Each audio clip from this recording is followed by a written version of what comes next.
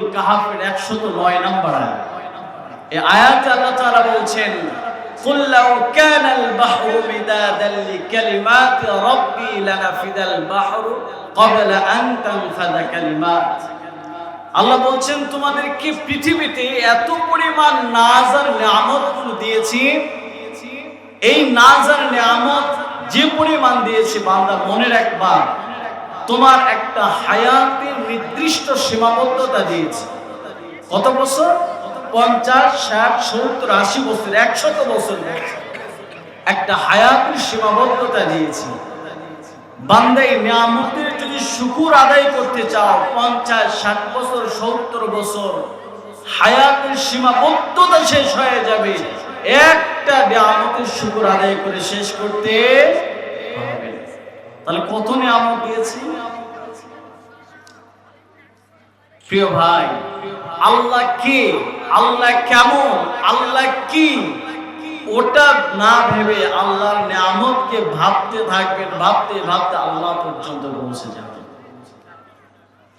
আমার ভাইরা, এজন্য আল্লাহ রাব্বুল আলামিন কোরআনুল কারীমের মধ্যে বলছেন, কুল লাউ কানাল বাহরু মিদাদান লিকালিমাতি রাব্বি লানাফিদাল বাহরু ক্বাবলা আন তানফাদা কালিমাতু রাব্বি ওয়ালাউ জিনা বিমিসলিহি মাদাদা। আল্লাহু আকবার। আমার ভাইরা, আল্লাহ রাব্বুল আলামিন কোরআনে বলছে, বান্দা দুনিয়ার ভিতরে এত নাজ আর নিয়ামতগুলো তোমাদের মাঝে দিয়েছি বান্দারে। 50 বছর, 60 বছর, 70 বছর হায়াতের জিন্দেগির ভিতরে যদি প্রতিটা সেকেন্ড, প্রতিটা মুহূর্ত আমি আল্লাহ রাব্বুল আলামিনের নিয়ামত গুলো শুকরিয়া আদায় করতে থাকো, ও বান্দা তোমার হায়াতের সীমাবদ্ধতা শেষ হয়ে যাবে, কিন্তু আমি আল্লাহ রাব্বুল আলামিনের একটা নিয়ামত গণনা করে শেষ করতে পারবা না। এমন কি বান্দা দুনিয়াতে যত বৃক্ষ লতা পাতা দিয়েছি, এগুলোকে যদি তুমি কলম বানায় নাও, আর যতগুলো নদী নালা দিয়েছি বান্দার, এগুলো কালি যদি বানায় নাও, লিখতে আরম্ভ করে দাও, তোমার লিখতে লিখতে কলম ফুরিয়ে যাবে, কালিও ফুরিয়ে যাবে, কিন্তু বান্দা আল্লাহর নিয়ামত গণনা করে শেষ করা যাবে না। এই নিয়ামতটা আল্লাহ তাআলা বান্দাকে কেন দিয়েছেন? আল্লাহ বলেন, বান্দাকে এই নিয়ামত দিয়েছি পরীক্ষা করার জন্য। আল্লাহ কোরআনুল কারীমের মধ্যে বলছেন, ফাআম্মাল ইনসানু ইযা মাবতালাহু রাব্বুহু ফাআকরামাহু ওয়া না'আমা। আমি দুনিয়ার মানুষকে নিয়ামত প্রদান করেছি পরীক্ষা করার জন্য, কিন্তু এই সমাজের কিছু বোকা মানুষ যারা বোঝে না, আল্লাহ যাদেরকে অনেক সম্পদ আর সম্মান দিয়েছেন, তারা মনে করে আমার রব আমাকে সম্পদ দ্বারা সম্মানিত করেছেন, সম্মান দ্বারা সম্মানিত করেছেন। আমার ভাইরা, আপনারা শিক্ষিত মানুষ, শিক্ষিত সমাজ, আপনারা সহজে জবাব দিয়ে বলেন তো, সম্পদ আর সম্মান দিয়ে যদি ভালোবাসার মাপকাঠি তৈরি করে দিতেন, সম্পদ দ্বারা যদি ভালোবাসা প্রমাণ করতেন, বলেন তো আল্লাহর ভালোবাসার প্রিয় বান্দাদের তালিকায় কারুনের নামটা পাওয়া যাইত কিনা? কারণ কি? কারণের সম্পদের অভাব ছিল? অনেক সম্পদ ছিল, কিন্তু আল্লাহর প্রিয় বান্দা হতে পারে নাই। আমি একদিন সিরাজগঞ্জ শহর থেকে রিকশায় উঠলাম, একটা বৃদ্ধ লোক রিকশা চালায়। আমাকে বলছে, বেটা তোমাকে আমি চিনি। বললাম, বাবা কেমনে চিনো? বলে, হুজুর আপনি আমার এখানে প্রতি বছর মাহফিল করেন, এমনি করে চিনি। যেহেতু পরিচয় হয়ে গেল, ওই সুযোগটা নিয়ে আমি বৃদ্ধ বাবাকে জিজ্ঞেস করেছিলাম, বাবা এই যে বয়স হয়ে গেছে, বয়স তোমার কোটায় শেষের দিকে প্রায়, এই বয়সে কেন রিক্সা চালাও? তোমার কি সন্তান নাই ঘরের ভিতরে? বৃদ্ধ মানুষ জর্ণ শীর্ণ হয়ে বলছে, বেটা রে, আমার ঘরে দুইটা সন্তান আছে, ছেলে সন্তান। তারা সন্তান নিয়ে ঢাকাতে থাকে, বউ নিয়ে ঢাকায় থাকে, খবর নেয় না। বেটা শুধু তাই নয়, আমরা দুইজন মানুষ বাড়ির মধ্যে থাকি, আমাদের খবর পর্যন্ত নেয় না। ও বেটা, এমনকি আমরা এমন অসুস্থ, একটা দিন যদি রিক্সা না চালাই আমাদের পেটে খাবার পর্যন্ত ঢুকবে না। এর ভিতরে আবার আল্লাহ এত অসুস্থ দিয়েছে। এমনি তো আল্লাহ গরিব বানাইছে, আবার অসুস্থ দিছে। ওষুধ কেনার টাকা নাই বেটা, কেমনে চলি বলো? আল্লাহ বুঝে আমাদের দিকে তাকাই না, আল্লাহ বুঝে আমার দিকে তাকায় না। এত কষ্ট দিয়েছে, আবার অসুস্থতাও দিয়েছে। আমি বৃদ্ধ মানুষকে বলেছিলাম, বাবা, আল্লাহ পাক রব্বুল আলামিন তোমাকে সম্পদ দেয় নাই, সম্মান দেয় নাই, এটার মানে কি বুঝাইতে চাও আল্লাহ তোমারে ভালোবাসে না? বাবা, তুমি কি জানো পৃথিবীর মধ্যে একজন জালেম ছিল, যার সম্পদের কোনো অভাব ছিল না। মুসা জামানার পয়গম্বরের জামানায় একজন জালেম ছিলেন, যার নাম কি কারুন। ওই কারুনের নাম শুনছেন নাকি? ওই লোকটা বলে, বেটা, কারুনের নাম শুনছি, সে নাকি জমিনের নিচে ডেবে গেছে। আমি বললাম, বাবা, শুধু জমিনের নিচে ডেবে যায় নাই, হাদিসের মধ্যে পাওয়া যায়, তাফসীরের মধ্যে পাওয়া যায়, এখনো ডাবতেছে। কারুন কিয়ামত পর্যন্ত জমিনে ডাবতে থাকবে। আমার ভাইরা, এই জন্য সম্পদ দিয়ে আল্লাহর ভালোবাসার মাপকাঠি তৈরি করা যায় না। একজন বনি ইসরাইলের সময় একজন জালেম ছিলেন। ওই জালেমের এত সম্পদ ছিল, সম্পদ থাকাকালীন সে আল্লাহর প্রিয় হতে পারে নাই। যখন সে দিন বুঝেছে, আল্লাহ চিনেছে, আল্লাহর নবীকে চিনেছে, তখন সবগুলো ছেড়ে দিয়ে আল্লাহর পথে যখন আসছে, সম্পদ হারাইছে, সম্মান হারাইছে, কিন্তু আল্লাহর জান্নাতের সম্মানিত বান্দা হয়েছে। আমরা গরিব বটে, তবে এটা মনে করা যাবে না আল্লাহ বুঝে আমারে ভালোবাসে না। গরিব আফসোস করা যাবে? এ কথা বলে না, আফসোস করা যাবে? আপনারা যেন ঘুমায় না, হ্যাঁ হুক কই তাইলে কথা বের হবে নাকি? আমার ভাইয়েরা, বনি ইসরাইলের সময় একজন মহিলা এত পরিমাণ অভাবের কারণে ঠেকে গেছে, অভাবের কারণে তার দেওয়ালে পিঠটা ঠেকে গেছে। কোথাও সে টাকা পায় না, কোথাও সে সাহায্য পায় না। এই বনি ইসরাইলের এই মানুষটা এক পর্যায়ে, মহিলাটা জালেম কিফিলের নিকট চলে গেল। ওই কিফিলের নিকট গিয়ে বলে, ও ভাই কিফিল, তুমি যদি আমাকে কিছু টাকা করতে হাসানা দিতা, কিছুদিন পরে তোমাকে আমি পরিশোধ করে দিতাম। কিফিল এই কথা শোনার পরে মাথাটা উঁচু করে দেখে তার সামনে সুন্দরী একটা নারী দাঁড়িয়ে আছে, তার চোখে ধরে গেছে। কিফিল এবার ডাক দিয়ে বলো, মহিলা, কত টাকা চাও আমাকে বলো। কিফিলকে বলে, ও কিফিল, 5 দিরহাম আমাকে কর্জ হাসানা দাও। কিফিল বলে, মহিলা, 5 দিরহাম নয়, তোমাকে আমি 10 দিরহাম দিব, ফেরত দেওয়ার কোনো দরকার নাই।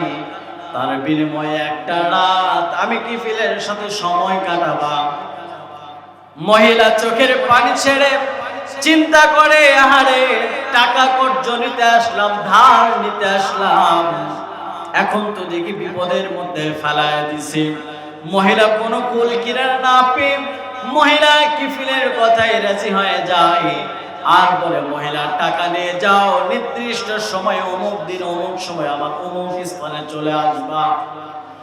মহিলা টাকা নিয়ে চলে গেল। সময় অনুযায়ী, কিফিলের কথা অনুযায়ী ওই মহিলা তার দরবারে উপস্থিত হয়ে গেলেন। রাতের অন্ধকার হয়ে গেল। কিফিল দরওয়াজা লাগায় দিছে, জানালা লাগায় দিয়ে তার ঘরে কিছু মূর্তি ছিল, মূর্তির মাথার উপর কাপড় দিয়েছে, জানালায় কাপড় দিয়েছে। আর মহিলাকে বলছে, ও মহিলা, টেনশন করো না, এই যে ঘরে আমাদের খোদাকে দেখছো, খোদার মাথাও ঢেকে দিলাম। নাউজুবিল্লাহ পড়েন। খোদার মাথাও ঢেকে দিয়েছি, দরওয়াজা লাগায় দিয়েছি, জানালাও লাগায় দিয়েছি, কেউ দেখতে পাবে না। এখন সারা রাত তুমি আর আমি আরাম এনজয় করব, কোনো টেনশন নাই। এই কথা বলার পরে মহিলা চোখের পানি ছেড়ে টপ টপ করে চোখের পানি পড়ে, আর মহিলা কান্না করে। মহিলাকে কিফিল জালেম ডাক দেয়া বলো, মহিলা কেন কান্না করো? কোন বিষয় তোমার কান্না করাইতেছে? আমি তো তোমাকে জোর করে নিয়ে আসি নাই, কেন তুমি কান্না করো? মহিলা ডেকে বলে, ও কিফিল, তুমি তো জানো না, তুমি মনে করে এই মূর্তি আমাকে সৃষ্টি করেছে, যার কারণে তুমি মাথা ঢেকে দিছো, জানালা লাগায় দিছো। ও কিফিল, জানো না যে মালিক আমাকে সৃষ্টি করেছে, যে আল্লাহ আমাকে সৃষ্টি করেছে, সে আল্লাহকে দেখা যায় না, চোখ দিয়ে আল্লাহকে দুনিয়াতে দেখা যাবে না। দুনিয়ার সব জানালাও যদি বন্ধ করে দাও, ওই আল্লাহ তাআলা আসমান থেকে আমি মহিলার দিকে তাকায় আছে, কেমনে গুনাহ করব? আমি গুনাহ করতে পারি না, যদি আমার কলঙ্কের দাগ লেগে যায়, ও কিফিল, কিয়ামতের ময়দানে আমি রবের সামনে কি নিয়ে দাঁড়াবো? এমনি করে যখন মহিলাকে বারবার বুঝাইতে লাগলো, ওই মহিলা যখন বারবার বুঝাইতে লাগলো, জালেম কিফিল বলে, হে বোন, একটা দিন নয়, দুইটা দিন নয়, কত রাত যে আমি নারী নিয়ে রাতের বেলা এনজয় করেছি তার কোনো শেষ নাই। এত রাত পর্যন্ত আমি সব মহিলাকে নিয়ে সময় কাটিয়েছি, কেউ এত সুন্দর করে বুঝাই নাই, তুমি আমাকে যে সুন্দর করে বুঝাইলা। ও মহিলা, শোনো, তুমি ভালো করে শোনো, আমি তোমাকে যে 10 দিরহাম দিয়েছিলাম ফেরত দেওয়ার দরকার নেই, তুমি সব টাকা তুমি নিয়ে নাও, আমাকে এই মুহূর্তে কালেমা পড়ে মুসলমান বানায় দাও। মহিলার কথা শুনে জালেম কিফিল আর দেরি করতে পারে না, সঙ্গে সঙ্গে মহিলা পড়ে দিলেন, লা ইলাহা ইল্লাল্লাহু মুহাম্মাদুর রাসূলুল্লাহ সাল্লাল্লাহু আলাইহি ওয়াসাল্লাম। প্রিয় ভাইরা, জালেমের সম্পদ ছিল, ওই জালেম যখন ঈমান এনেছে, ঈমান আনার কিছুদিন পরে ওই জালেমটা মারা যায়। মারা যাবার পরে বনি ইসরাইলের সময় নিয়ম ছিল, যেন জালেম যদি মারা যায় তার দরওয়াজায় লেখা হয় যে সে জালেম। তো মানুষগুলো ছুটছে, জালেম মারা গেছে, জালেমের দরওয়াজায় তো জালেমই লেখা হলো, কিন্তু গিয়ে দেখে জালেম লেখা নেই। মানুষগুলো অবাক হয়ে গেল। এক পর্যায়ে মহিলা এসে সাক্ষী দিল যে গত 3 দিন আগে ওই কিফিল কালেমা পড়ে মুসলমান হয়েছে। সুবহানাল্লাহ।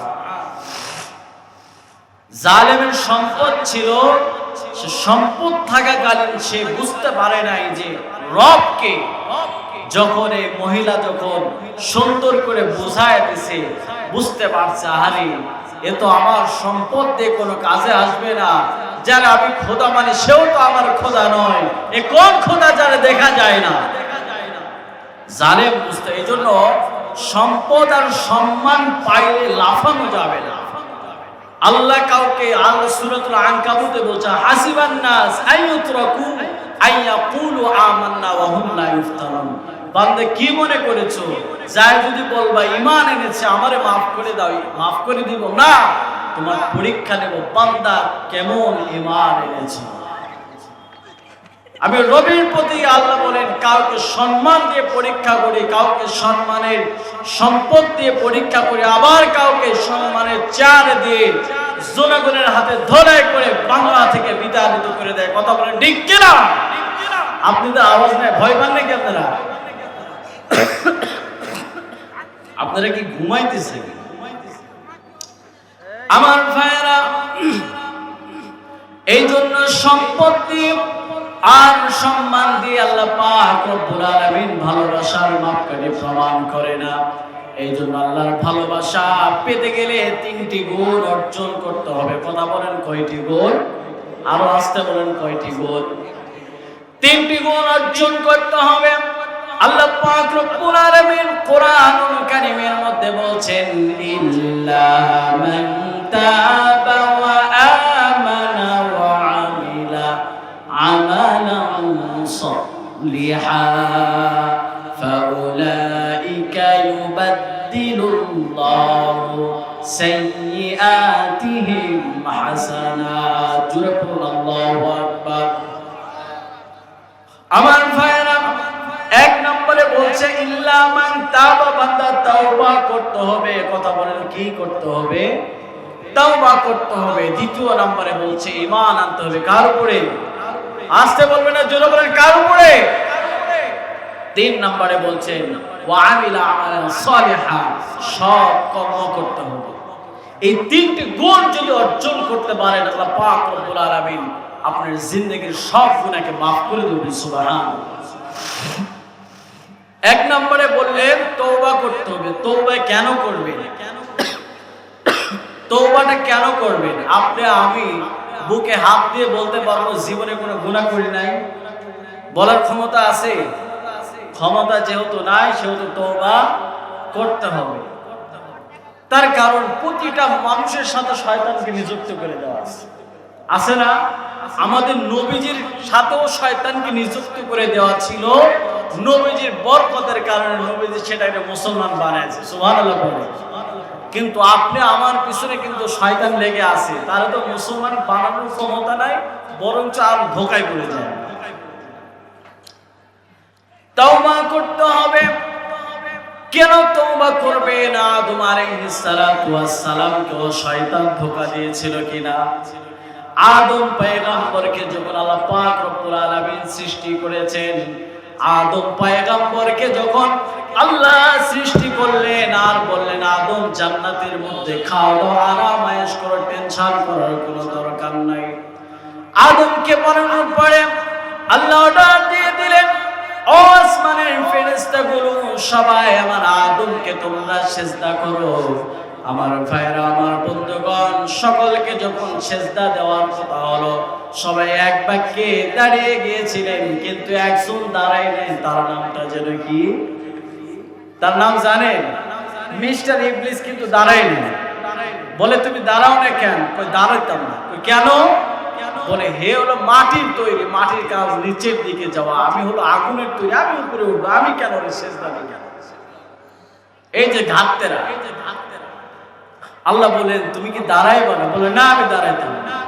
আল্লাহ সঙ্গে সঙ্গে কোরআন আয়াত নাযিল করে বলেন ওয়াইদ কুলনা লিল মালাইকাতি ইসজুদু লিআদাম ফাসাজাদু ইল্লা ইবলিস আবা ওয়াস্তাকবারা ওয়া কানা মিনাল কাফিরিন। ও ইবলিস, আমার কথা যেহেতু তুমি মানলা না, যাও ওয়া কানা মিনাল কাফিরিন, তুমি আজ থেকে কাফিরদের অন্তর্ভুক্ত হয়ে গেল। বলে নাউজুবিল্লাহ। কাফিরদের অন্তর্ভুক্ত হয়ে গেল। আর আল্লাহ তাআলা আদম এবং হাওয়া আলাইহিস সালাতু ওয়াস সালামকে বললেন ওয়া কুলনা ইয়া আদাম উসকুন আনতা ওয়া যাওজুকাল জান্নাতা ওয়া কুলা মিনহা রাগাদান হাইতু শি'তুমা ওয়া লা তাকরাবা হাযিহিশ শাজারাতা ফাতাকুনা মিনাজ জালিমিন। আর আসতে বলেন আল্লাহু আকবার। আমার ভাইরা, আল্লাহ পাক রব্বুল আলামিন বলেন ও আদম, তোমরা জান্নাতে খাও, আরাম আয়েশ করো, টেনশন করো না। তবে এই গাছের নিকট তোমরা যেও না। যদি ওই গাছের নিকট যাও ফাতাকুনা মিনাজ জালিমিন, গাছের নিকট যদি যাও তোমরা কিন্তু জালেমের অন্তর্ভুক্ত হয়ে যাবে। সচেতন করে দিল। কিছুদিন পরে শয়তান চিন্তা করে আমরা তো জান্নাত থেকে বের করছি, এরও তো বের করা দরকার। কাজ তো শয়তানি করায়। এবার শয়তান তখন ফেরেশতাদের রূপ ধারণ করে নিয়ে গিয়ে বলছে ও আদম, তুমি ওই গাছের নিকট যাও না কেন? ওই আল্লাহ নিষেধ করেছে। বলে বেটা, আল্লাহ তো নিষেধ করছে অনেক আগে, ওই নিষেধাজ্ঞা আর জারি নয়, তুমি গাছের নিকট যেতে পারো, তবে শোনো এই গাছের নিকট গেলে ফায়দা কি তুমি জানো? বলে না, তো জানি না। বলে গাছের নিকট যদি যাও কোনোদিন মৃত্যু তোমাকে স্পর্শ করতে পারবে না। বলে নাউজুবিল্লাহ। শয়তান তারে খোঁচায় খোঁচায় ধোঁকা ফেলছে। আদম আলাইহিস সালাতু ওয়াস সালাম যখন ওই গাছের নিকট যখন চলে গেছে, সঙ্গে সঙ্গে আল্লাহ তাআলা বললেন, ও আদম, তোমাকে আমি নিষেধ করেছিলাম ওই গাছের নিকট তুমি যেও না। যেহেতু গাছের নিকট তুমি চলে গেছো, তাহলে শুনে নাও, ফাতাকুনা মিনাজ জালিমিন, আজ থেকে তুমি জালেমের অন্তর্ভুক্ত হয়ে গেল। বেরো জান্নাত থেকে। সব পোশাকগুলো খুলে তাকে জান্নাত থেকে বের করে দেওয়া হয়েছে। জান্নাত থেকে যখন বের হয়ে আল্লাহ দুনিয়াতে পাঠিয়ে দিলেন, কি বলে আল্লাহর কাছে ক্ষমা চাইবেন, কি করে আল্লাহর কাছে তাওবা করবেন, কোন ভাষায় খুঁজে পাচ্ছিলেন না। বলেন তো, বান্দার অন্তরের খবর পৃথিবীর কেউ না জানলে আসমানের মালিক জানে কি জানে না?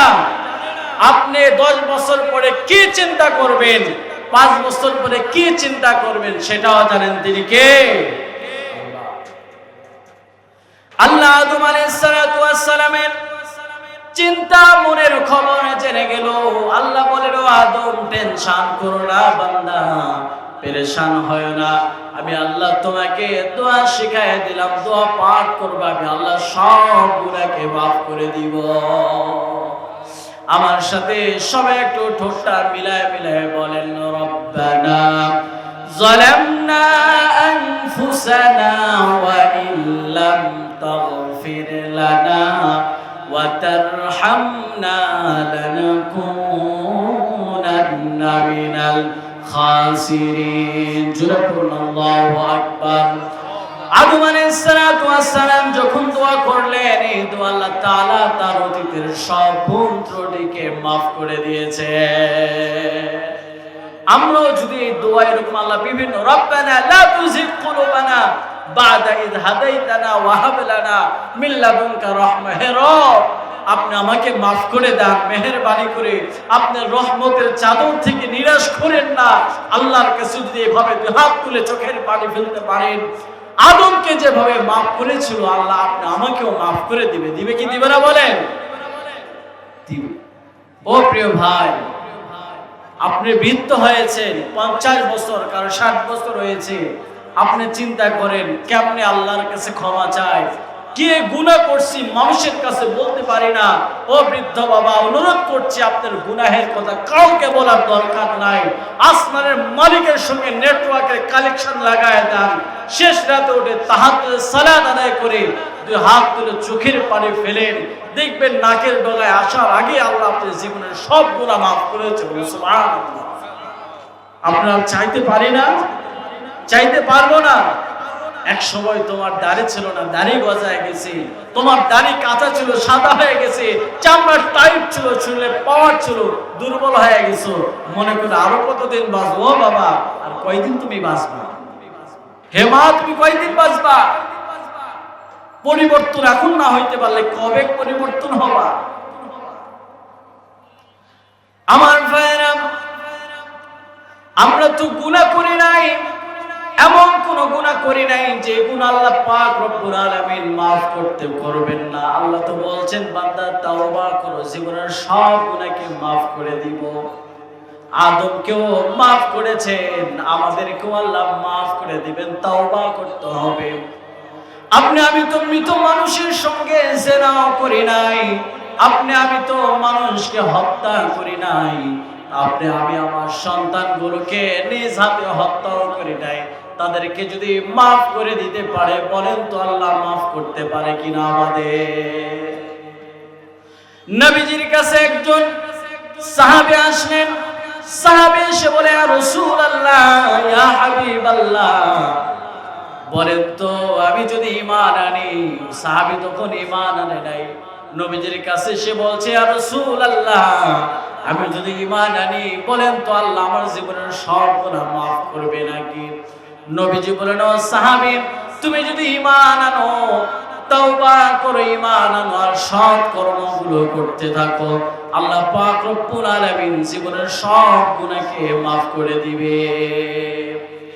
সাহাবী দেরি করলেন না, নবীজিকে বলে, ইয়া রাসূলুল্লাহ আমার এই মুহূর্তে পড়ে দেন লা ইলাহা ইল্লাল্লাহু মুহাম্মাদুর রাসূলুল্লাহ।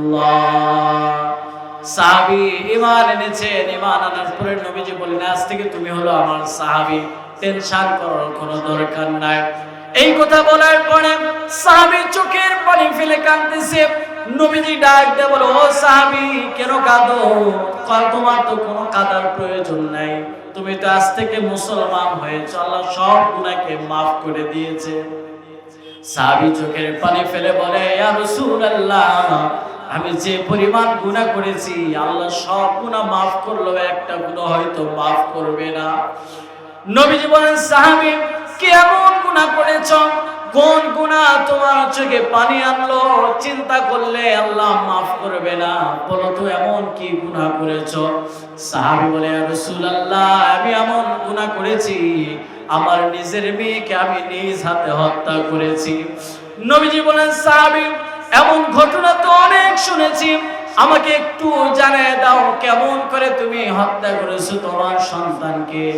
এবার নবীজির সামনে সাহাবী হাঁটু গেড়ে বসে ডাক দিয়ে বলে, ইয়া রাসূলুল্লাহ আমার বিবির গর্ভে যখন 7 মাস বয়সের সন্তান হয়েছে, আমার বিবির গর্ভে যখন সন্তানের বয়স 7 মাস হয়েছে, আমার বিবিকে আমি ডেকে বলেছিলাম, ও প্রাণের বিবি তোমার সন্তান নিয়ে, পেটের সন্তান নিয়ে বাবার বাড়িতে চলে যাও, আমার সন্তান যদি দুনিয়াতে আগমন হয়, ছেলে সন্তান হলে তারে ধীরে ধীরে বড় করবা, আর যদি কন্যা সন্তান হয় গলা টিপে হত্যা করবা।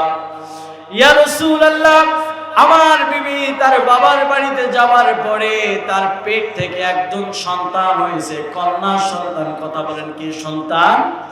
আসতে বলবেন না, জোরে বলেন কি সন্তান? কন্যা সন্তান জন্ম নিয়েছে। মা তো বুঝেন গলা টিপ ধরতে পারে নাই, হত্যাও করতে পারে নাই, মা তাকে বাবার পরিচয় ধীরে ধীরে তারা বড় করছে। এই সন্তান যখন বড় হয়ে যায়, এই সন্তান বারবার এই সাহাবীর সামনে ঘোরাফেরা করে। এই সাহাবী এবার চিন্তা করে, আমার মতোই চোখ, আমার মতোই ভুরু, আমার মতোই চেহারা, কি ব্যাপারে সন্তানটা কার?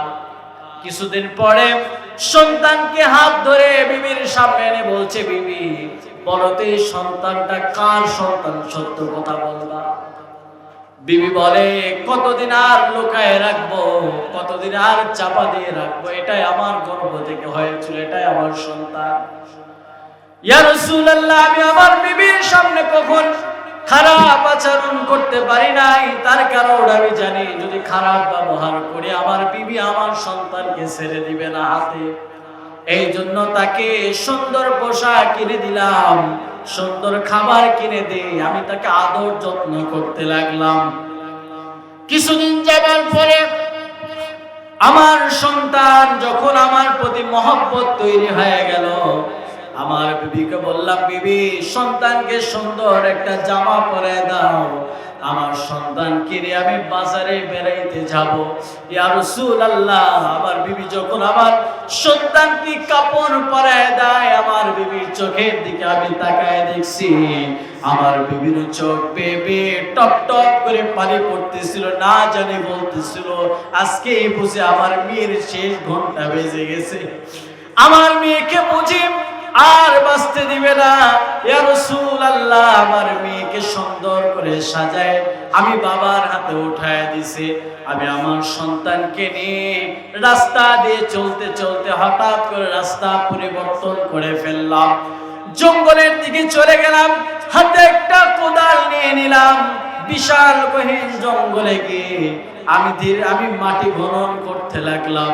ইয়া রাসূলুল্লাহ আমি যখন গর্ত খনন করি, মাটিগুলো ছিটে ছিটে আমার দাড়ি মোবারকে লেগে যায়, আর আমার মেয়ে দাড়িগুলো থেকে হাত দিয়ে মাটিগুলো সরায় দিয়ে বলে, আব্বু তোমার বুঝি কষ্ট হইতেছে, কেন গর্ত খনন করো? ইয়া রাসূলুল্লাহ আমি কোনো জবাব দিতে পারি না। আমি তখন মেয়েকে পাশে বসায় আমি যখন গর্ত খনন করি, আমার কপালগুলো ঘেমে যাচ্ছিল, ঘাম বের হয়। আমার মেয়ে রাসূলুল্লাহ গামছা দিয়ে বারবার ঘামগুলো মুছে দেয় আর বলে, আব্বু তোমার বুঝি কষ্ট হয়? ইয়া রাসূলুল্লাহ, আমি কোনো জবাব দিতে পারি নাই। গর্ত খনন করা কমপ্লিট যখন হয়েছে, আমার মেয়েকে বললাম, আম্মা জান একটু গর্তের দিকে তাকায় দেখো, গর্ত কি সুন্দর হয়েছে নাকি। আমার মেয়ে যখন উপর হয়ে যখন গর্ত দেখতে যায়, আমি পাশান বাবা পিছন থেকে ধাক্কা দিয়ে গর্তে ফেলে দিয়েছি। হে রাসূলুল্লাহ, আমার মেয়ে মুখ থুবড়ে জমিনে পড়ে যায়, গর্তে পড়ে যায়, আর গর্ত থেকে উঠে বলে, বাবা আমার মায়ের কথাই বুঝি সত্য হয়ে গেল, তুমি আমাকে আর বাঁচতে দিবা না, বিদায় করে ফেলবা। আমার মা বলেছিল, বেটি তোমার বাবার কথা যদি, তোমার বাবা যদি তোমার সন্তানের কথা জানে, তোমাকে আর বেঁচে রাখবে না। মেয়েটা বারবার বাবার কাছে অনুরোধ করে বলে, আব্বু আমাকে মাফ করে দাও, আমাকে একটা বার সুযোগ দাও, এত দূরে চলে যাব, তুমি বাবার নজরে কোনোদিন পড়বো না। ইয়া রাসূলুল্লাহ, আমি কোনো কথার জবাব দিতে পারি নাই। একটা পাথর আমি হাতের মধ্যে উঠাই নিলাম, এই পাথরটা হাতের মধ্যে উঠাই নিয়ে মেয়ের মাথা মোবারক যখন বরাবর মেরে দিলাম, আমার মেয়ের মাথা ছিটকে পড়ে যায়, মগজগুলো ফিনকি দিয়ে বের হয়, কাতরাইতে কাতরাইতে মেয়ে দুনিয়া থেকে বিদায় হয়ে যায়। ইয়া রাসূলুল্লাহ, আমি এত বড় ক্ষতি করেছি, গুনাহ করেছি, আমার বুঝি আল্লাহ তাআলা এই গুনাহকে maaf করবে না। নবীজি কোপ দিয়ে পানিগুলো বের হয়ে গেল, আর নবী বলছেন, ও সাহাবী তুমি যে তওবা করেছো, এই তওবার কারণে আল্লাহ এত বড় গুনাহকেও maaf করে দিয়েছে। সুবহানাল্লাহ বলে, আমি তো এত বড় অপরাধ করি নাই। ওই সময় নবীজি নারীদের সময় কোনো সম্মান ছিল না, বেঁচে থাকার অধিকার ছিল না, কিন্তু নারীদেরকে সম্মানিত করেছেন মুহাম্মদ সাল্লাল্লাহু আলাইহি ওয়াসাল্লাম। প্রিয় ভাই, নারীদেরকে অনেক মূল্যায়ন করেছেন, নারীদেরকে সম্মান দিতে বলেছেন মুহাম্মদ সাল্লাল্লাহু আলাইহি ওয়াসাল্লাম। ওই সময় তো নারীদের এত ছিল না, কন্যা সন্তান হলে জীবিত তাকে মেরে ফেলত, হত্যা করে ফেলত। এখন তো ওই সিস্টেম আর নাই, সিস্টেম পুরো চেঞ্জ হয়ে গেছে। নবীজি বলেছেন, নারীদেরকে শ্রদ্ধা করো, ভালোবাসো, স্ত্রীকে ভালোবাসবেন, মহব্বত করবেন। স্ত্রীর হাত ধরলে সওয়াব আছে না নাই? স্ত্রীকে সুন্দর মিষ্টি কথা বললে সওয়াব আছে না নাই?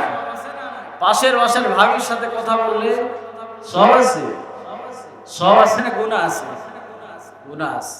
কিছু ভদ্রলোক দেখা যায়, নিজের বউ খুব ফর্সা, পাশের বাসার ভাবি খুব শ্যামলা কালা, নিজের বউরে ভালো লাগে না। কিছুদিন পর দেখা হলো, ভাবি এত সুন্দর লাগে কেন? দিন যায় খালি সুন্দরী হন, আরে বাটা ওর চেয়ে সুন্দর বউ আছে, এর দিকে তাকায় না। এই জন্য স্ত্রীর হাত ধরে প্রশংসা করলে সওয়াব দিবেন তিনি কে?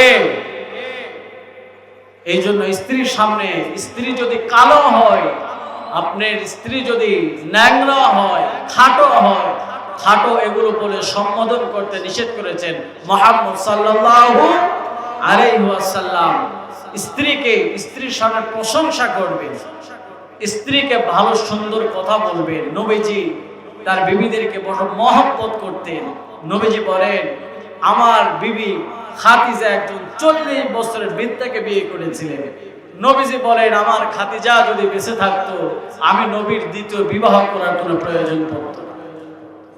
নবীজি বারবার আমাদের আয়েশাকে ও হুমায়রা, ও লাল টুকটুকে এগুলো বলে সম্বোধন করতেন। আপনি নারীকে যত ভালোবাসবেন, মিষ্টি কথা বলবেন, তারা তত আপনাদের ভালোবাসবে।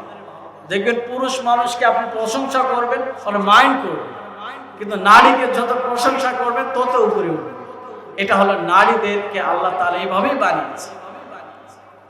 এই জন্য নিজের স্ত্রীকে সম্মান করবে।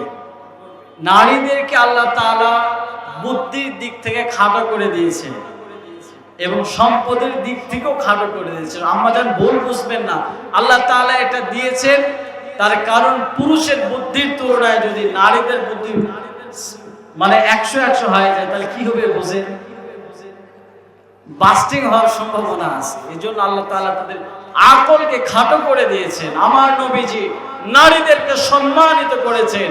আমার নবীজি এমন একজন নেতা ছিলেন, নবীকে যদি নানার জায়গায় দাঁড় করায় দেন, নবী পৃথিবীর শ্রেষ্ঠ নানা হিসাবে তিনি স্বীকৃতি পেয়ে যান। আমার নবীকে যদি নেতা হিসাবে দাঁড় করান, পৃথিবীর সবচেয়ে শ্রেষ্ঠ নেতা মুহাম্মদ সাল্লাল্লাহু আলাইহি ওয়াসাল্লাম, আমার নেতাকে যদি আপনি সামনের দিকে দাঁড় করান, পৃথিবীর শ্রেষ্ঠ ছিলেন মুহাম্মদ সাল্লাল্লাহু আলাইহি ওয়াসাল্লাম। নবীজি সব বিবিকে সম্মান দিতে বলেছেন। আমার নবীজির কাছে আমার নবীজি এমন একজন নেতা ছিলেন যে নেতার সামনে কথা বলতে গেলে 2 ঘন্টা ওয়েট করার প্রয়োজন পড়তো না।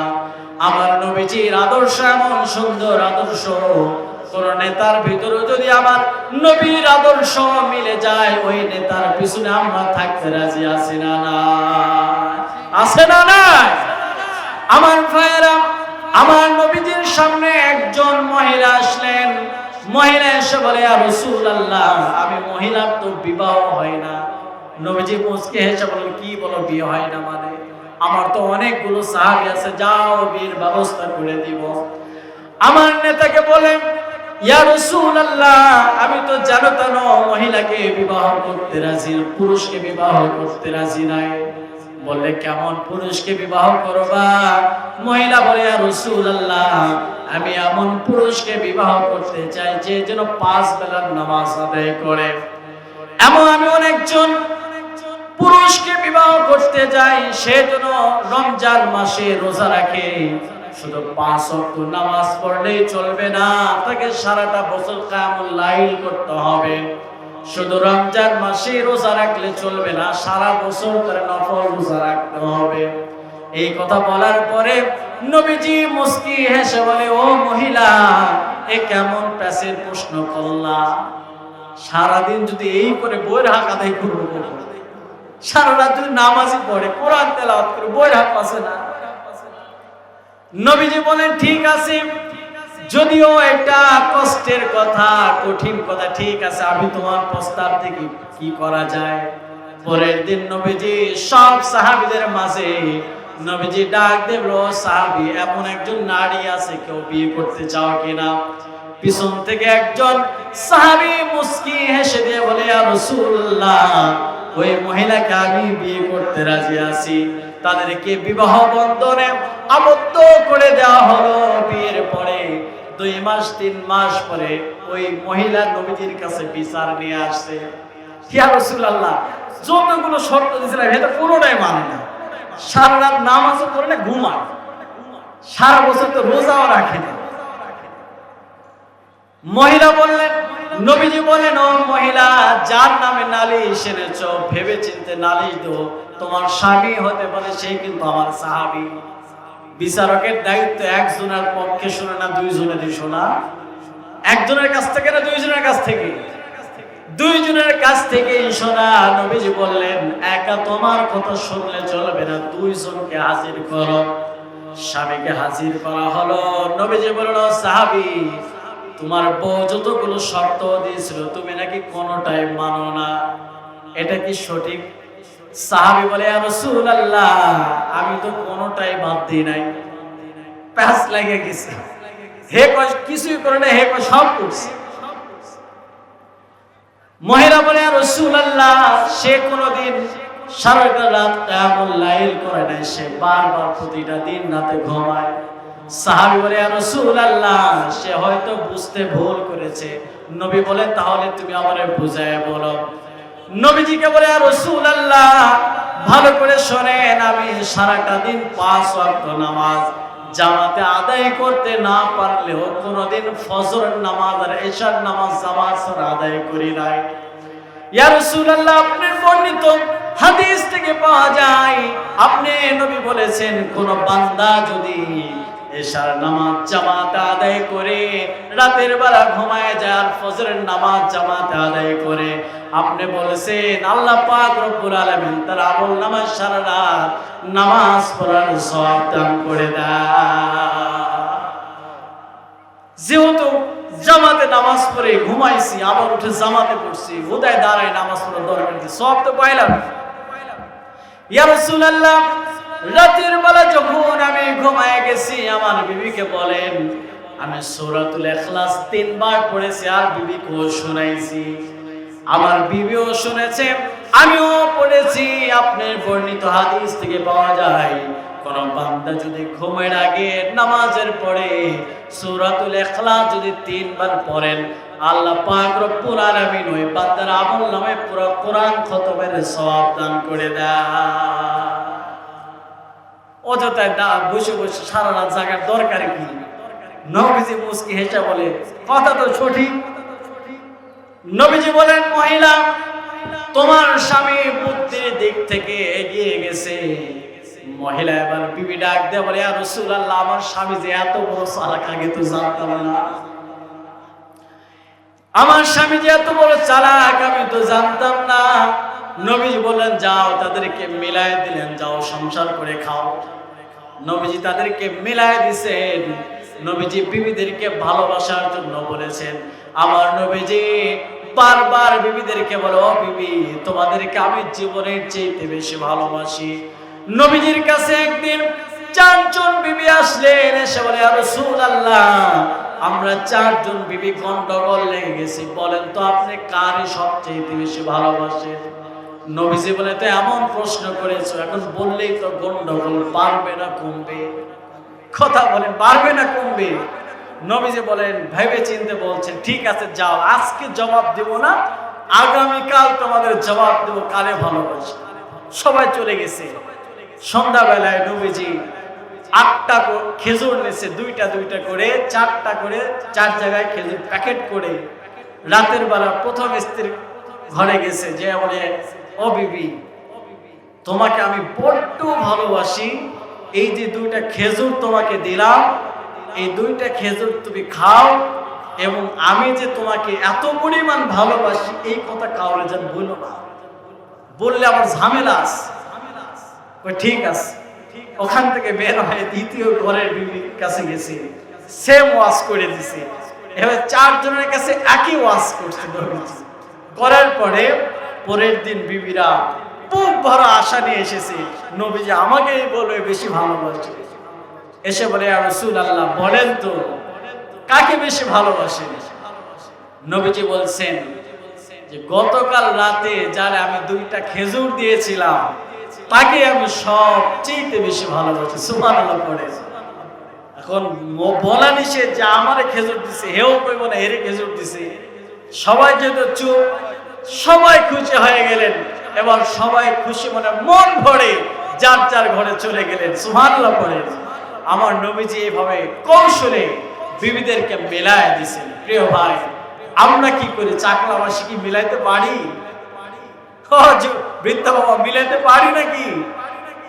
আপনারা যেহেতু এখানে 90% মানুষ কেউ আমার নানা হন আর কেউ আমার মামা হন, আমারও তো আপনারা চিনেন নাকি? আপনারা অধিকাংশ খোঁজলে দেখা যাবে নানার বংশ বিশাল, খুঁজলে সবাই নানা হয়ে যাবে। অতএব নানীদের কাছ থেকে খবর নেওয়া লাগবে যে কেমন, কোন দিক থেকে সেরা আপনারা, ঠিক না? নানীরাই ভালো কইতে পারো। যাক, শুনবনি কাল আল্লাহ তাআলা স্ত্রীদেরকে বেশি বেশি মহব্বত করার তৌফিক দান করুন। সকলে পড়া আমিন। আমার ভাইয়েরা, এই জন্য আল্লাহ পাক রব্বুল আলামিন বলেন, ও বান্দারা শোনো, 3টা গুণ জীবনে অর্জন করে নাও। 1 নম্বরে তওবা করতে হবে। 2য় নম্বরে কি করতে হবে বলেন? মনে আছে? 3য় নম্বর ঈমান আনতে হবে। বলেন কি আনতে হবে? ঈমান আনতে হবে। ঈমান কেমন ঈমান আনবা? আমরা এমন একজন মুসলমান হয়েছি, সকালবেলা ঈমান আনি, বিকালবেলা ঈমান আনি, ঈমান কোন দিক দিয়ে বের হয়ে যায় বুঝতেই পারি না। হ্যাঁ, ঈমান আনছে বলে ঈমানদার বলে দাবি করে, অথচ ওর ভিতরে শয়তানি দিয়ে ভর। আমরা ইমানদার বলে অনেকেই দাবি করেছিল, তাহাজ্জুদ গুজার বলে অনেকে দাবি করেছিল, অথচ তাহাজ্জুদ না পড়ে রাতের আধারে তারা খুন খারাপি করতো। কথা বলে ঠিক কিনা? এই জন্য ইমানদার দাবি করতে হলে এমন ইমানদার হতে হবে। নবীজির কাছে কিছু সাহাবী এসে বলে, ইয়া রাসূলুল্লাহ, আমার ভিতরে ঈমান আছে কিনা এটা বুঝবো কেমন করে? আপনারা এই বুঝবে কেমন করে, এটা আপনারা জানবেন কিনা? বলে এই কথা শুনবেন কিনা? আপনাদের ভিতরে এখন এই ঈমান আছে কিনা এটা জানার দরকার আছে না? না, আচ্ছা, এটা ইনশাআল্লাহ জানাই দিব, কেউ উঠবেন না কিন্তু। আমার ভাইয়েরা, ইমানদার হতে হবে, সাহাবীদের মতো ঈমান আনতে হবে, ইমানদার হতে হবে। আল্লাহর নবীর সাহাবীরা ইমানদার হয়েছিলেন। নবীজির কাছে সাহাবীরা জিজ্ঞাসা করলেন, ইয়া রাসূলুল্লাহ, আমাদের ভিতরে ঈমান আছে কিনা বুঝবো কেমন করে? নবীজি বলেন, ও আমার সাহাবী, ভালো করে শোনো, তোমার ভিতরে ঈমান আছে কিনা এটা বোঝার একটা উপায় আছে। এক নাম্বার উপায় হলো, তুমি যখন খারাপ কাজ করতে যাবা, তুমি যখন অন্যায় করতে যাবা, তুমি যখন মানুষের ক্ষতি করতে যাবা, রাতের আধারে তুমি গুনাহ করতেছো, তুমি মনে করো পৃথিবীর কেউ দেখলো না, পৃথিবীর কেউ আমাকে চিনলো না, এই মনে করে তুমি গুনাহের দিকে যখন পা বাড়ায় দিবা, তোমার অন্তর যদি সাক্ষী দেয় পৃথিবীর কেউ দেখলো না, আসমানের মালিক আমার দিকে তাকায় আছে, এই কথা যদি অন্তর থেকে আসে, তোমার আল্লাহ বুঝে আমারে দেখতেছে, এই চিন্তা যদি আসে, বুঝবেন ঈমান আপনার একটু হলেও আছে। মানুষের অন্যায় করে, অপরাধ করি, মানুষকে গালি দিচ্ছি, মনে হচ্ছে না যে আমার গুনাহ হচ্ছে, আল্লাহ আমাকে দেখছে, এটা যদি মনে না হয়, বুঝবেন ঈমান নামক জিনিস আপনার ভিতরে না। সাহাবীদের মতো ঈমান আনতে হবে। আমার ভাইরা, নবীজির জামানায়, হযরত ওমর ফারুকের জামানায়, এমন সময় নবীজি ওমরের জামানায় একজন যুদ্ধ হয়েছিল, রোমের বাদশার সাথে মুসলমানের একটা যুদ্ধ হয়েছিল। ওই সময় প্রথম যুদ্ধে মুসলমানদের প্রস্তুতি দেখে, মুসলমানদের তরবারি দেখে কাফেরেরা পলায়ন করেছিলেন। ওই যুদ্ধে, বিনা যুদ্ধে আল্লাহ পাক রব্বুল আলামিন মুসলমানদের বিজয় দান করেছিলেন। পরবর্তীতে রোমের বাদশার সঙ্গে যখন জিহাদের ঘটনা শুরু হয়ে গেল, যুদ্ধের প্রস্তুতি শুরু হয়ে গেল, আমার ভাইরা, আমার বন্ধুগণ, গভীর মনোযোগ দেন, এই কথা বলে আমি বিদায় নিয়ে চলে যাব।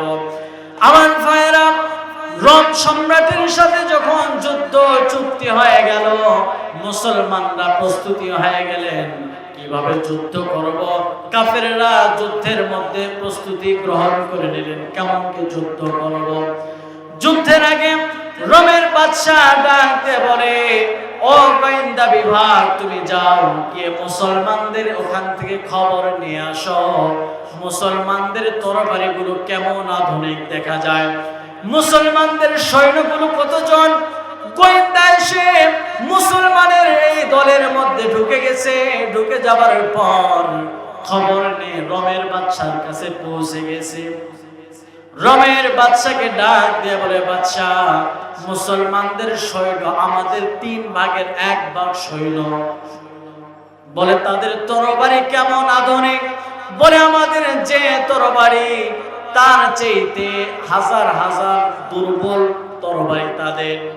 রোমের বাদশা সেদিন জিজ্ঞাসা করেছিলেন, হে গোয়েন্দা, তাদের তরবারি আধুনিক নয়, তাদের সৈন্য বেশি নয়, কিন্তু তারা এত বড় বড় যুদ্ধে তারা জিত অর্জন করে কেমন করে, তারা এত যুদ্ধ থেকে তারা বিজয় অর্জন করে কেমন করে।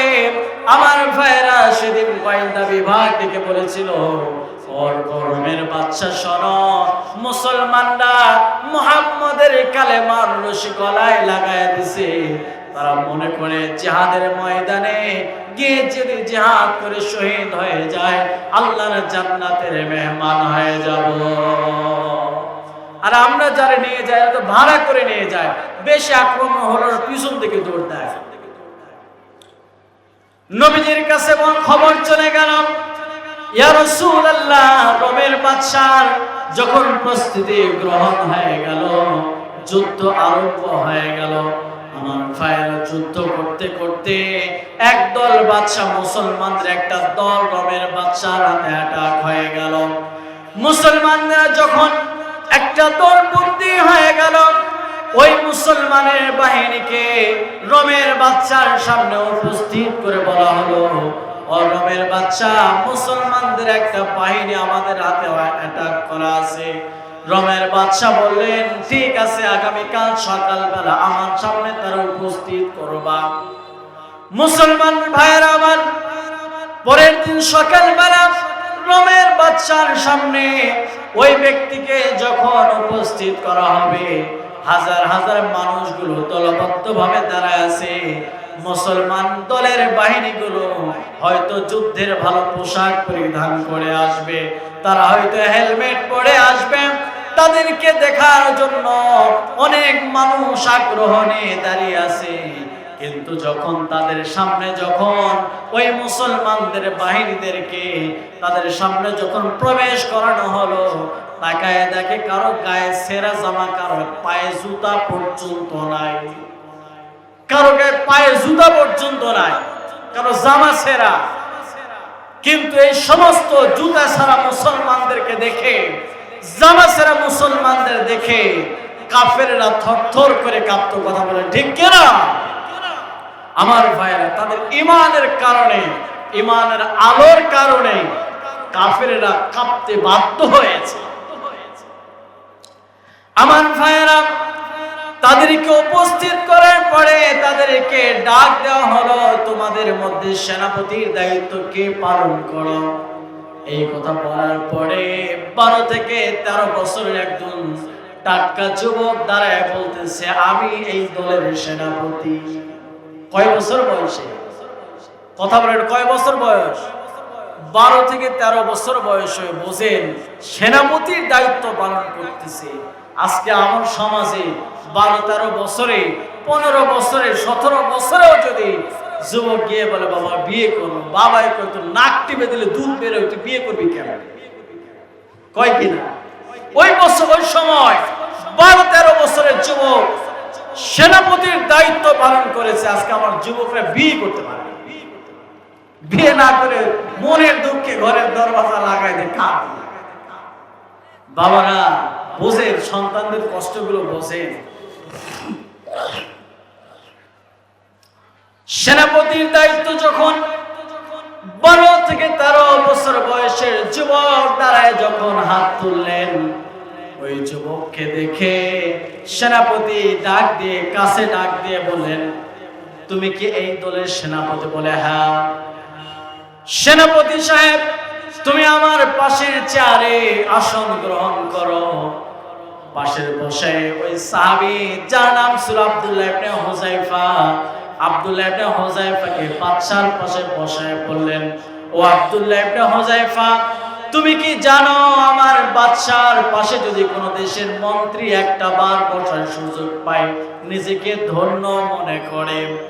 তুমি তো আমার শত্রু, তুমি হলো মুসলমান, তোমাকে যদি আমি এখানে বসার ব্যবস্থা করে দিয়েছি, তোমার কপাল ধন্য মনে করো। ও আব্দুল্লাহ, তোমাকে কেন আমার পাশে বসাইছি তুমি জানো? ও আব্দুল্লাহ, তোমার সাথে যখন আমি রোমের বাদশা কথা বলেছি, অটোমেটিক তোমার জন্য আমার অন্তরে ভালোবাসা তৈরি হয়েছে। সুবহানাল্লাহ পড়ে, তোমার জন্য ভালোবাসা তৈরি হয়েছে। ও আব্দুল্লাহ ইবনে হুযায়ফা, যেহেতু তোমার প্রতি আমার ভালোবাসা তৈরি হয়েছে, সেহেতু তুমি আমার বন্ধু। বন্ধুরই তো বন্ধু ভালোবাসে নাকি? আব্দুল্লাহ ইবনে হুযায়ফাকে বলছো, আব্দুল্লাহ ইবনে হুযায়ফা, তুমি যেহেতু আমার বন্ধু হলা, তাহলে যেহেতু আমি একজন খ্রিস্টান ধর্মের লোক, তাহলে আমি চাই আমার বন্ধু খ্রিস্টানই হোক। আব্দুল্লাহ ইবনে হুযায়ফা, তোমাকে অফার দিচ্ছি, তুমি যদি খ্রিস্টান হও, 1 নম্বর অফার, আমার কারাগারে যত মুসলমান কয়েদি আছে সবগুলোকে আমি মুক্ত করে দেব। দ্বিতীয় নাম্বার অফার, ও আব্দুল্লাহ ইবনে হুযায়ফা, তুমি যদি খ্রিস্টান হও তাহলে আমি রোমের বাদশার যত সম্পদ আছে সব সম্পদের অর্ধেক মালিকানা তোমাকে করে দেব। তৃতীয় নাম্বার অফার তোমার জন্য, যেহেতু তুমি একজন যুবক মানুষ, তোমার যৌবনের ক্ষুধা আছে, তোমাকে বিবাহ করতে হবে। জীবন থাকলে তো যৌবন থাকবে, কথা বলে না। যেহেতু যুবক মানুষ, টাটকা মানুষ, যেহেতু বিয়ের প্রয়োজন আছে, আমি রোমের বাদশার একজন সুন্দরী মেয়ে আছে, তারে দিয়ে তোমার বিবাহ বন্ধন আবদ্ধ করে দেব। তুমি যদি অফার গুলো মেনে নাও। রোমের বাদশা যখন এই অফার গুলো তার সামনে ওপেন করে দিল, রোমের বাদশাকে আব্দুল্লাহ ইবনে হুযায়ফা বলে, ও রোমের বাদশা, তুমি কি মনে করেছো তোমার সম্পদ দিয়ে আমি রোমে আব্দুল্লাহ ইবনে হুযায়ফাকে তুমি কিনতে চাও নাকি? হে রোমের কুকুর, তুমি শোনো, আমি আব্দুল্লাহ ইবনে হুযায়ফাকে যদি পুরা পৃথিবী দিয়ে দাও, আমি আমার জীবন দিয়ে দিব, আমি আব্দুল্লাহ ইবনে হুযায়ফা ঈমান দিতে রাজি নাই। সুবহানাল্লাহ। আব্দুল্লাহ ইবনে হুযায়ফার এই কথা শুনে বাদশা রাগ হয়ে গেলেন। বাদশা খৌফ নিয়ে অন্দর মহলে চলে গেলেন। আর বলা হলো, আব্দুল্লাহ ইবনে হুযায়ফাকে কারাগারের মধ্যে বন্দী করে ফেলো। আব্দুল্লাহ ইবনে হুযায়ফাকে যখন কারাগারের মধ্যে বন্দী করা হলো, আমার ভাইরা, আমার বন্ধুগণ, একটু গভীর মনোযোগ দিবেন। বাদশা বললেন, আব্দুল্লাহ ইবনে হুযায়ফাকে কোনো খাবার দেও না, পানিও দেও না। আব্দুল্লাহ ইবনে হুযায়ফার যখন জীবনটা নিভু নিভু ভাব হয়ে যায়, ওই সময় আমারে খবর দিবা, আমি আব্দুল্লাহ ইবনে হুযায়ফাকে খাবার দিব। দীর্ঘদিন পেরিয়ে গেল, আব্দুল্লাহ ইবনে হুযায়ফাকে খাবার দেওয়া হয় না। যে না খেয়ে নাড়ি পর্যন্ত শুকায় গেছে, কথাও বলতে পারে না। বাদশার কাছে ডক্টর সাহেব খবর দিয়ে দিলেন, আব্দুল্লাহ ইবনে হুযায়ফাকে পানি আর খাবার না দিলে যে কোনো মুহূর্তে মারা যেতে পারে। আব্দুল্লাহ ইবনে হুযায়ফাকে খাবার দেওয়ার প্রয়োজন। আব্দুল্লাহ ইবনে হুযায়ফার কথা শুনে বাদশা বলেন, ঠিক আছে, তার জন্য পানির ব্যবস্থা করো, কিন্তু সাধারণ পানি নয়, মদ মিশানো পানি দাও। আর সাধারণ খাবার দেওয়া যাবে না। আব্দুল্লাহ ইবনে হুযায়ফাকে শুয়োরের